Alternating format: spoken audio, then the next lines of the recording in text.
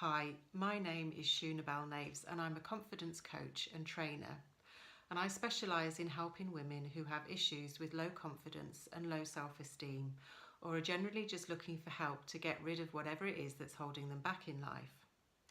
So it's no surprise that the biggest problems that I come across in the work that I do are people having low confidence and low self-esteem. And the problem with having those in your life is that nothing that you do or have ever seems to be good enough. I once had these problems, but I'm now on a mission to help as many people as possible find that great feeling of being good enough. So the interesting thing is that we all do have the resources inside of us to create unstoppable confidence, but we've never been taught how to use them. And without that help, we're just open to all of the external influences that cause our confidence to take a battering. So I'm really excited to be able to bring this masterclass to you. And if you know of anybody else who would benefit from this, then please feel free to share it with them.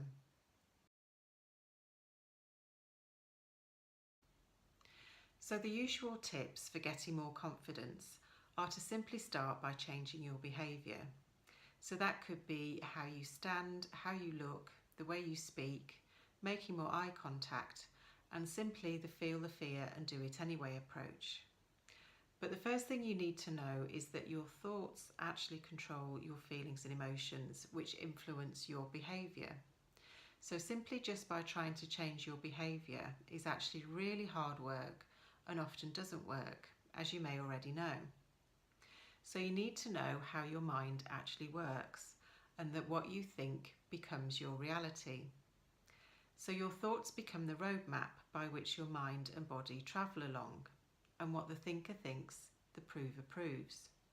So if you're constantly telling yourself, I'm anxious, I'm not good enough, I can't speak in public, you're just building a scaffolding on which your mind will build and cause things to actually happen. So you can choose what you say to yourself, but you can't choose your response to it because that's automatically programmed. And your thoughts actually create something physical. So your thoughts create your feelings, which create your actions and behaviour, which then create the results that you get. And if those results are actually reinforcing the initial thoughts you had, the whole cycle just continues. So simply put, your thoughts are the fuel for your life. So in this masterclass, I want to show you how you can create a new life for yourself by simply reprogramming your mind. And I'm going to share with you 5 secrets of how your mind actually works.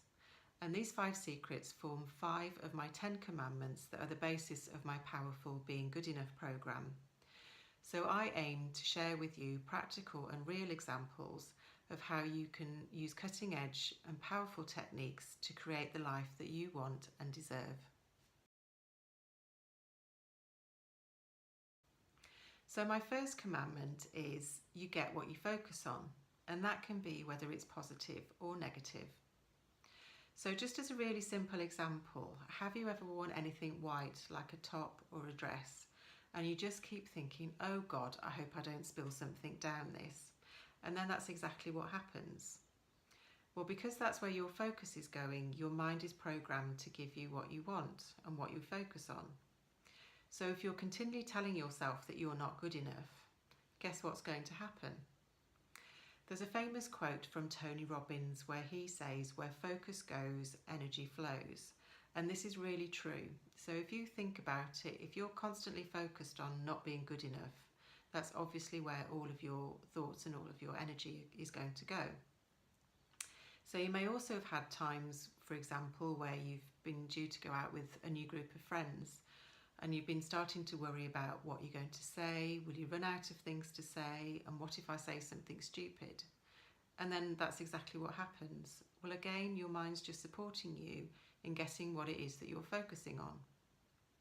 And you may also know of people who can leap out of bed in the morning, full of energy, thinking life is great and things are always going their way. Well, again, that's simply because that's where their focus is, and that's what their mind is supporting them in getting.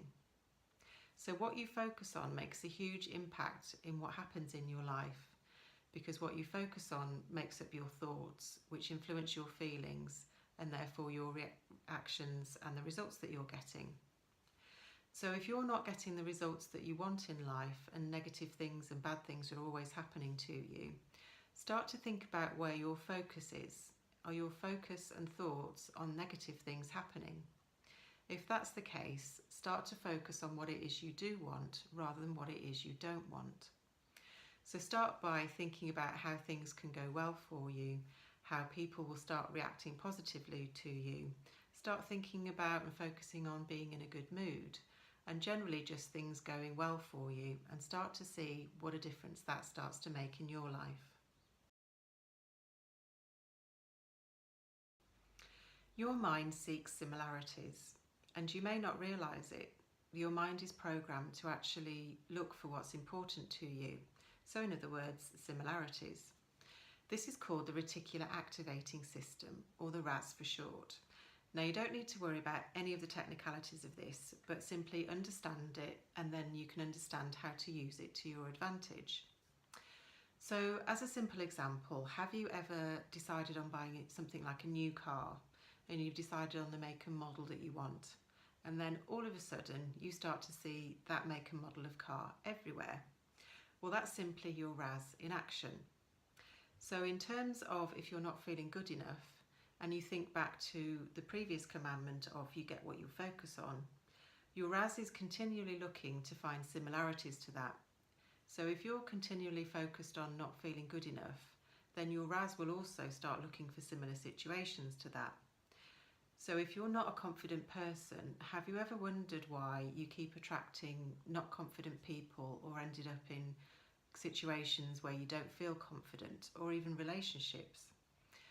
So you can start to use this to your advantage and use it like you would do any other tool or resource that you have at your disposal. And you can actually start to think of this as your personal success filter by attracting similar situations to you. So if you start to focus on confident situations or feeling confident and focusing on being confident, then your RAS will start to find similar situations for you to be confident in, or to be surrounded by confident people, or starts looking for information about being more confident. And although this is an automatic reaction and it's been happening automatically all of your life, now that you're aware of it, you can start to see how you can use it to your advantage and to support yourself. So notice what your RAS is noticing. So notice the similar situations that your RAS keeps seeking out for you. And as you start to focus on positive things happening, you'll start to notice that your RAS is seeking similar people, information, situations for you to be confident in.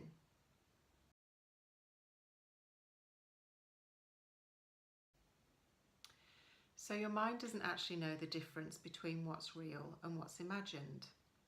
And if you watched my mini masterclass called Creating Unstoppable Confidence, you'll remember the exercise that we did where you, by simply imagining a lemon, you started salivating.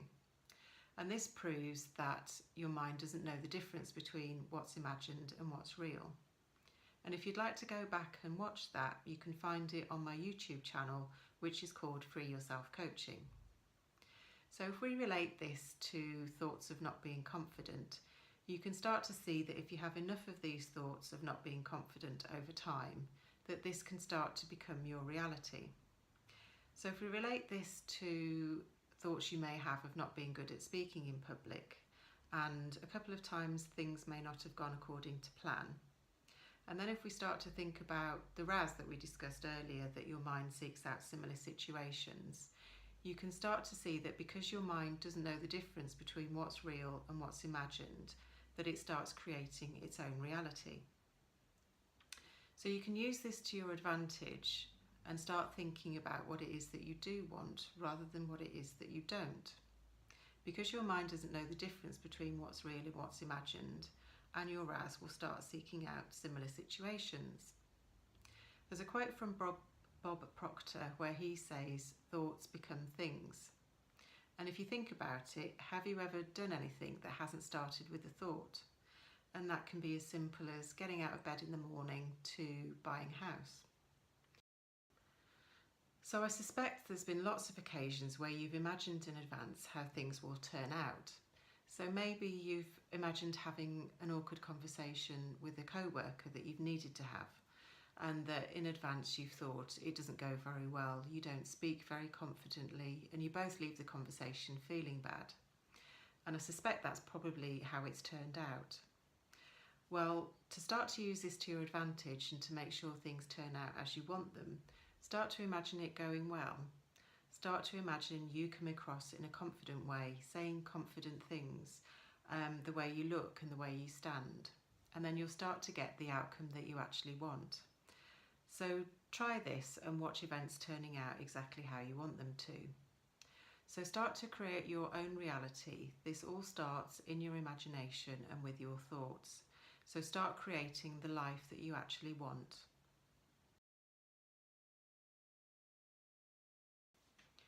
One of the many things that your mind does is it stores your emotions. And one of the reasons it does this is it tries to protect you. So it will recognise when you experience an emotion again, store it away, and it'll start to make connections between them. So it's particularly relevant when you experience major negative emotions like sadness, fear and hurt, because your mind will do its best to protect you from experiencing that again. So in some cases this can override your instincts and your logical thinking and can cause you to read meaning into situations that isn't necessarily there. If someone has experienced a lot of sadness and fear in the past, this could become their default thinking and overwhelm any logical thinking that's taking place, which will have a huge impact on their behaviour. So in relation to confidence, if someone is having had a lot of fear around public speaking, this could overwhelm any logical thoughts that are taking place. So the logical brain may be saying, this is a nice bunch of people and I'm confident in what I'm talking about. But the fear associated with what's happened in the past overwhelms that and then causes them to act in a fearful way, an unconfident way. Similarly, if somebody isn't feeling good enough, this could be because they've grown up in an environment where not so nice comments were made about them, and they associate any comments being made as being hurtful. So whereas their logical brain may be saying the comment made about me wasn't even about me or wasn't intended to be taken that way, the feelings of hurt could overwhelm that and stop them looking at things and situations subjectively. So simply by being aware of this, it can start to help you recognise when emotions like this arise and rationalise that your mind is just doing its best to protect you. So whilst you're acknowledging that your mind is trying to protect you, you can just pause for a moment and take a step back to look at things objectively and maybe get a new perspective on things. And you might start to see a new meaning in situations. So just acknowledge that these emotions are likely to be related to past events and listen to your logical brain. And it's also a good time to remind yourself that the thoughts that you have create your own reality. So if your thoughts are full of fear and sadness, that's likely to be what your reality is. So maybe it's time for a change, and maybe it's time to take a different perspective on things. So change your old habits of behaviour and start to see what an impact this has on your life.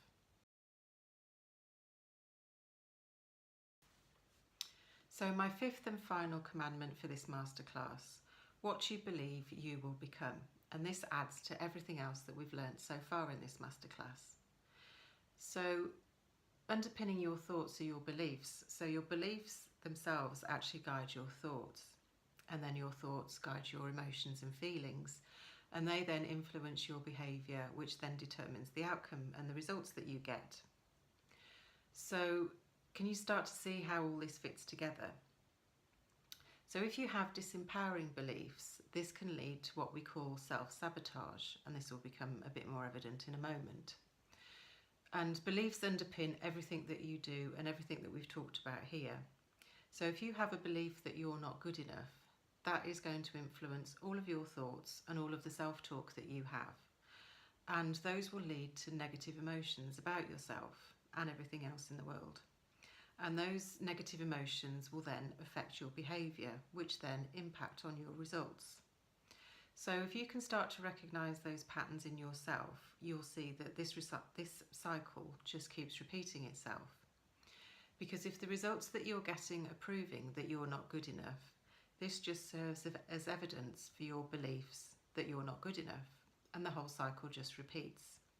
So this is where the term self-sabotage comes in, because you're influencing your results, which are then just supporting as evidence for your beliefs, and the cycle repeats, as I've said. So if this does sound familiar to you, what can you do about it? So firstly, let's try to fit together what we've learned so far and how you can use this to change your beliefs. So firstly, recognise the pattern of behaviour that's going on and the beliefs that might be underpinning that. And then once you've established what your beliefs are, so that could be you have a belief that you're not good enough, ask yourself if that belief is actually real. As we've said, your mind is actually doing its best to try and protect you. So that belief of not being good enough might actually be trying to protect you from something, although it actually doesn't feel like it. So it could be you criticise yourself before other people do. So once you've had to think about whether those beliefs are actually real or not, start to think about where your focus is going. So if your focus is always on negative things, we've said that you will get what you focus on. So start to change your focus onto positive things and start to see how that influences what's going on in your life. And then also remember that while you're focusing on all these positive things, that your RAS will seek its way to find similarities. So if you're focusing on more positive things, your RAS will support you in finding similar situations, people and things to be around. And then acknowledge any emotions that are coming up and recognise that these could be overriding your logical thinking.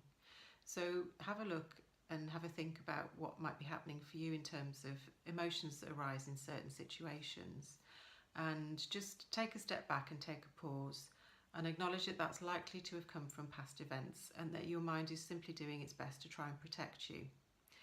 And take the opportunity to start looking objectively about what's going on and start to see how you can think about situations differently and how you could possibly act differently and respond differently, and start to listen to your logical brain instead. And if you put all of these into place, then you will start to see that this will start to change the beliefs that you have about yourself. And make sure that you practice this daily. Even if it's something small, the more you can do, the more impact it will have in changing your daily habits.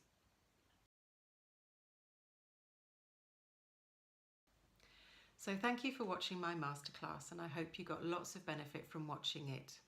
And if you know of anybody else who might benefit from watching it, then please share it with them. As I said at the beginning, I'm on a mission to help as many people as possible find their confidence. So please share it with them.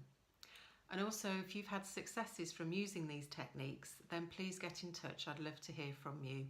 And my contact details are below this video. And if you'd also like more free resources from me, then please visit my website, which is www.beinggoodenough.co.uk, where you'll find more free stuff waiting for you. So I hope you've enjoyed this, and I look forward to speaking and meeting with you in the weeks and months ahead.